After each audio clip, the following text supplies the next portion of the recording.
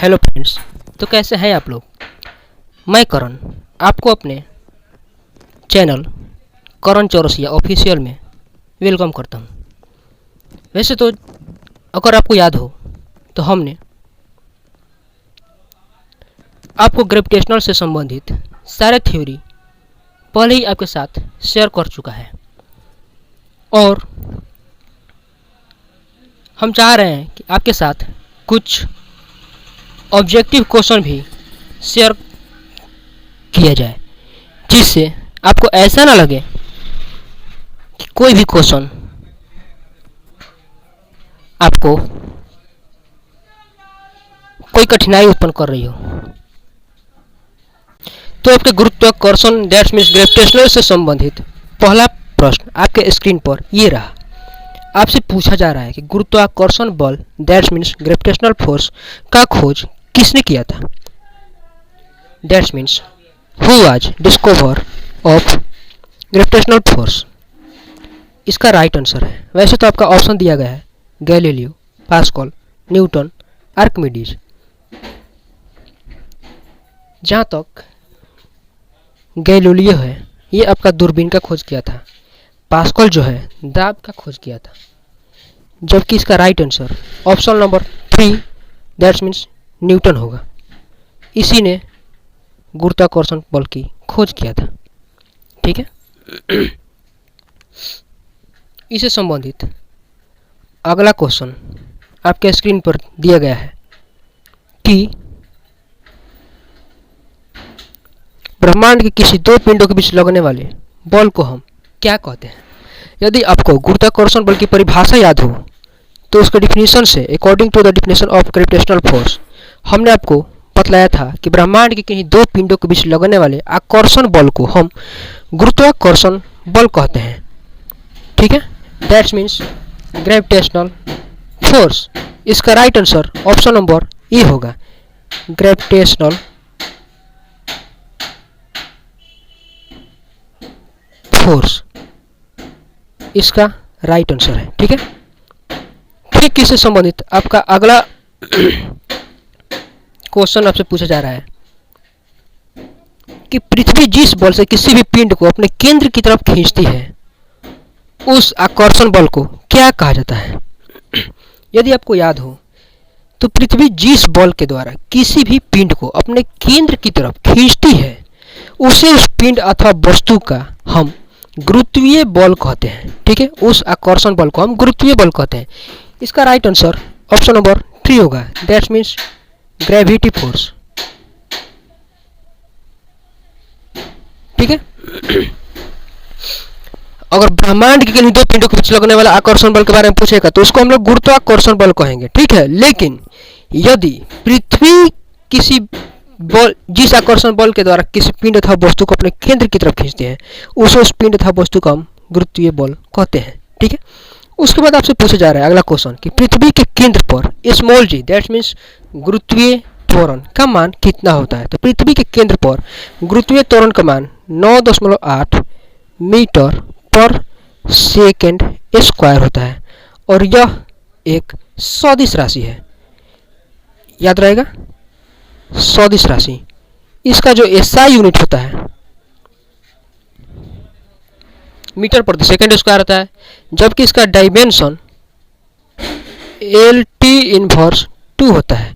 तो इसका right answer आपका option number A that's means 9.8 metre per second square. ठीक है। इसके बाद आपका अगला क्वेश्चन आपके स्क्रीन पर दिया जा रहा है कि कैपिटल जी का मान की खोज किसने किया था। तो जब हम आपको कैपिटल जी के बारे में पढ़ा रहे थे थ्योरी में, उसी वक्त हमने आपको बतलाया था कि कैपिटल जी का खोज जो है कैवेंडिश नामक वैज्ञानिक ने किया था। कैवेंडिश नामक वैज्ञानिक ने कैपिटल जी का मान खोज किया था और कैपिटल जी का मान होता है 6.67 गुने 10 के पावर -11 न्यूटन मीटर स्क्वायर पर केजी स्क्वायर। और इसका जो डायमेंशन पूछेगा आपसे अगर, तो इसका डायमेंशन होता है M inverse LQ T inverse 2। याद रहेगा। ठीक है। कैपिटल जी को हम गुरुत्वीय स्थिरांक या फिर गुरुत्वीय नियतांक के नाम से भी जानते हैं और ब्रह्मांड के किसी भी स्थान पर आप चले जाइए, इसका मान 6.67 गुने 10⁻11 न्यूटन मीटर स्क्वायर पर केजी स्क्वायर ही होता है। और जबकि इसका dimension m inverse L cube T inverse 2 होता है। इसको कैवेंडिश नामक वैज्ञानिक ने खोजा था।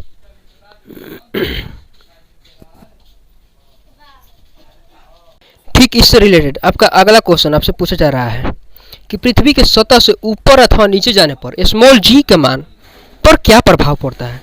याद रखिए हमेशा कि पृथ्वी के सतह से ऊपर अथवा नीचे जाइएगा तो हमेशा स्मॉल g का जो मान है ना वो घटता ही है। ठीक है, तो इसका राइट आंसर ऑप्शन नंबर ए है। ठीक है, इसके बाद आपसे अगला क्वेश्चन पूछ रहा है, स्क्रीन पर दिया गया है कि स्मॉल g का मान सबसे अधिकतम कहाँ पर होता है। तो स्मॉल g दैट मीन्स गुरुत्वीय त्वरण का जो वैल्यू होता है ना, स्मॉल g दैट मीन्स गुरुत्वीय त्वरण का जो वैल्यू होता है वो पृथ्वी के ध्रुव पर महत्तम होता है। तो इसका राइट आंसर ऑप्शन नंबर 3 इसका राइट आंसर होगा। ठीक है, पृथ्वी तल से ऊपर अथवा नीचे जाने पर स्मॉल g का मान घटेगा और केंद्र पर इसका जो वैल्यू है वो 0 होगा, याद रखिएगा। और पृथ्वी की सतह पर स्मॉल g का मान जो होता है वो आपका 9.8 मीटर पर सेकेंड स्क्वायर होता है। जबकि ध्रुव पर दैट मीन्स पोल पर पृथ्वी के स्मॉल g का मान गुरुत्वीय त्वरण का मान महत्तम होता है, मैक्सिमम होता है। इसके बाद आपसे अगला क्वेश्चन पूछ रहा है कि स्मॉल g के वैल्यू को प्राप्त करने के लिए किस फॉर्मूला का अप्लाई किया जाता है।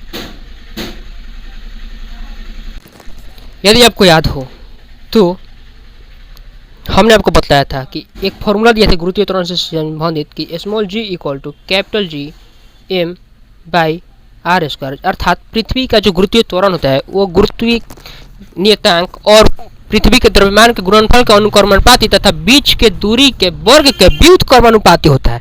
ठीक है, अतः स्मॉल g का जो वैल्यू होगा आपका small g equal to G M by are square, इसका right answer option number A होगा।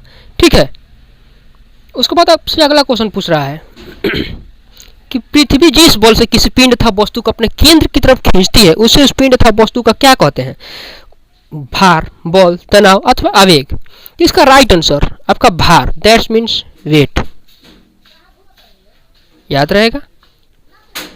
पृथ्वी जिस भी बल के द्वारा अपने केंद्र की तरफ किसी वस्तु अथवा पिंड को खींचती है उसे उस पिंड तथा वस्तु का हम भार कहते हैं। भार एक सदिश राशि है। 1 किलोग्राम वेट बराबर होता है 9.8 न्यूटन, जबकि 1 ग्राम वेट इक्वल टू होता है 980 डाइन। याद रखिएगा आज के बाद। इसके बाद गुरुत्वाकर्षण से संबंधित आपका लास्ट और अंतिम प्रश्न ये रहा कि, और सबसे इम्पोर्टेंट क्वेश्चन जो कि बहुत बार आपके कंपटीशन एग्जामिनेशन में पूछ चुका है, बहुत बार ये क्वेश्चन रिपीट कर चुका है। वो आपका क्वेश्चन है कि पृथ्वी अपनी सामान्य चाल से 17 गुना अधिक कोणीय चाल से गतिशील हो जाए तो घूमने लगेगा तो फिर क्या होगा। ऑप्शन दे रहा है, त्वरण बढ़ती है, ध्रुव पर वस्तुओं का भार 0 हो जाएगा, बल घटता है, आवेग तथा संवेग बढ़ती है। इसका राइट आंसर होगा कि ध्रुव पर किसी पिंड तथा वस्तु को रखी हुई उसके वस्तु का भार जो है वो 0 हो जाएगा। ऑप्शन नंबर 2 इसका राइट हो जाएगा। याद रखिएगा कि यदि पृथ्वी अपनी सामान्य कोणीय चाल से 17 गुना अधिक कोणीय चाल से गतिशील हो जाए तो ध्रुव पर रखी वस्तु का भार जो है 0 हो जाएगा। ठीक है, इसका राइट आंसर ऑप्शन नंबर 2 इसका राइट आंसर हो जाएगा।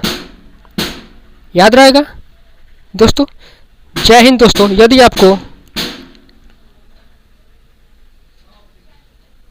आपको हमारा ये वीडियो अच्छा लगे तो आप करण चौरसिया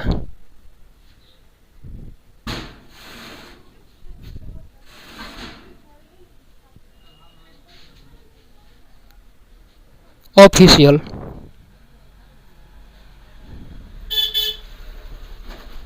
को सब्सक्राइब अवश्य करें। तब तक के लिए हमें दीजिए इजाज़त। Thanks for watching and for everything.